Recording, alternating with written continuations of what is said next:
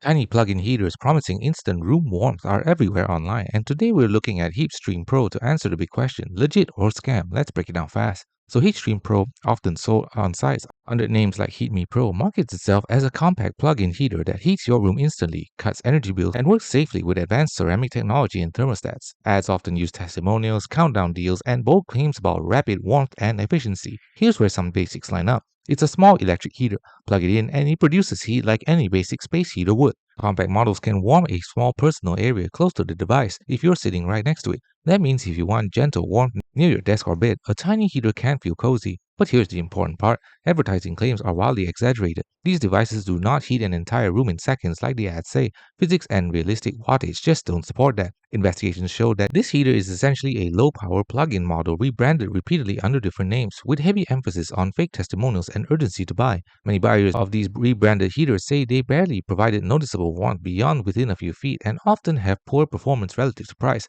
Refunds and customer service can be difficult because the heaters are often sold through dropshipping sites with opaque company info. So is HeatStream Pro a legit heater or scam? Sort of both. You usually do receive a physical heater that produces warmth like any basic plug-in ceramic unit, so it's not a total scam where you get nothing. But the marketing is deceptive, exaggerating performance and heat coverage far beyond what it actually delivers. Most of the ads and sales tactics are what experts call scam-like marketing. The bottom line, it's not a miracle heater, but not a complete scam product either. Thanks for watching. Don't forget to like and subscribe for more videos.